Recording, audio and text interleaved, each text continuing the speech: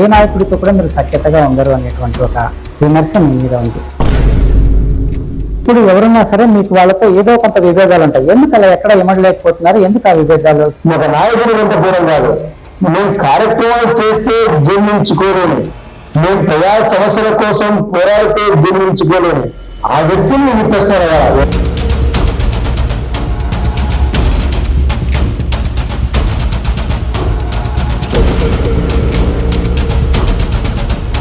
వెన్నుపోటు రాజకీయాల మధ్య నేను ఎందుకు రాజకీయాల్లో ఉన్నానన్న విషయం ఎప్పుడు మీకు కనిపించలేదా?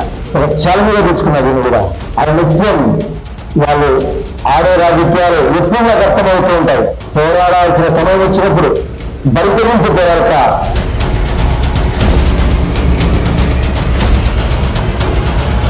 కోగటం విజయభాస్కర్ రెడ్డి ఏ ఎండకు ఆ గొడుగు పట్టాలని చూస్తాడు, కానీ గొడుగు మాత్రం త్వరలోని గొడుగు పడతాడు. ఒకవేళ ఆ గొడుగు పట్టినప్పటికి కూడా ఆయనకు నీడ పట్టదు. మళ్ళీ యథాతథంగా మళ్ళీ అక్కడ విభేదాలు పెట్టుకుని మళ్ళీ ఇక్కడికి వచ్చేస్తాడు. అపప్రబంధం మీద అనగదొక్కాలనే నాయకత్వం ఈ జిల్లాలో అప్పట్లో బలంగా పనిచేసినప్పుడు ఆ నాయకత్వం ఏదైతే ఉందో ప్రశ్నించడం జరిగింది. ప్రశ్నించడం జరిగితే తొక్కాలని ప్రయత్నం చేస్తే తొక్కించుకోవాలన్నా, వాళ్ళు గొడుగులంటే త్వరలోని గొడుగులంటే వాళ్ళు చెప్పిన స్క్రిప్ట్తో మీరు వస్తే నేను వాళ్ళని సమర్పించాలన్నా. మీరు రాజకీయాల్లో ఆ నుంచి అమ్మహా వరకు చదువుకొని ఇంకా కొనసాగుతున్నటువంటి మీకు 2 డిప్యూటీ మేయర్ ఇచ్చారు. కొంచెం బాగా అనిపించలేదా? తర్వాత 1 డిప్యూటీ మేయరా లేకపోతే 2 డిప్యూటీ మేయరా అని కాకుండా కార్పొరేట్ మీదనే కూర్చున్న వాళ్ళు ఈరోజు డిప్యూటీ మేయర్గా నాకు చిన్న పని నేను అనుకోవడం లేదు. అది ప్రజలు ఇచ్చిన బాధ్యతగా భావిస్తూ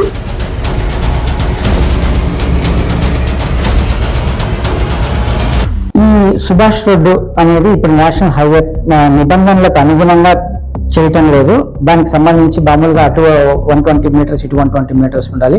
అది చాలా కుదింపు చేసేసి ఇచ్చేశారు. తద్వారా చాలా అంటే లోపాయికారిగా లోపల చాలా ఒప్పందాలు జరిగాయి. దాన్ని అంతా వదిలేశారనేటువంటి విమర్శ దీని మీద ఉంది. మీరేమంటారు? ఈ నగర పాలక సంబంధించి ఆ మధ్యలో డివైడర్లలో మొక్కలు నాటే కార్యక్రమం చేసింటే బాగుంటుందా? అది లేదు. హైవే అధికారులు ఆర్ఎండ్బి అధికారులు కాంట్రాక్టర్తో లోపాయికారి ఒప్పందం చేయించుకున్నారని నా యొక్క అభిప్రాయం.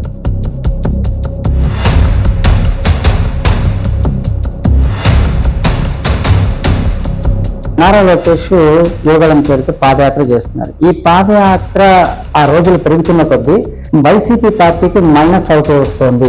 జనంలో వాళ్ళు అంటే తెలుగుదేశం పార్టీ బాగా దూసుకుపోతుంది అనేటువంటి ఒపీనియన్ చాలా మంది చెప్పడం జరుగుతుంది. అసలు యువగలం అది ఒక గందరగోళం. ఏదైతే జగన్మోహన్ రెడ్డి గారి సంక్షేమ పథకాలు అన్ని రద్దు చేస్తారని మరీ 2 రోజుల తర్వాత ఏమంటారు, వాలంటీర్ వ్యవస్థనే రద్దు చేస్తారని అవసరంటారు. మళ్ళీ ఏమంటారు, రోజు మీ ప్రభుత్వం ఏదైతే అమలుపరుస్తా ఉందో సంక్షేమ పథకాలన్నింటినీ యథాతంగా కొనసాగిస్తానంటారు. అది గందరగోళం కదా. నువ్వు ఏమిస్తావో చెప్పు, నువ్వు ఏమిస్తావు? ఒక్కటి నేను ఇవ్వగలుగుతాను అధికారంలోకి వస్తే అని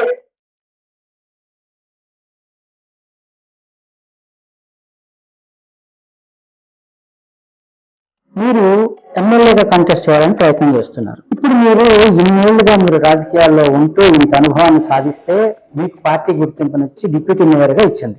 అంటే మీకు ఏకమొత్తంగా ఎమ్మెల్యే సీట్ ఇస్తారని మీరు అనుకుంటున్నారా? ఎమ్మెల్యే కావాలని చెప్పి నేను ఖచ్చితంగా అడుగుతున్నా. నాకు అన్ని అర్హతలు ఉన్నాయన్న విషయం నేను స్పష్టంగా కూడా గతంలో అనేక ఇంటర్వ్యూలో చెప్పడం జరిగింది.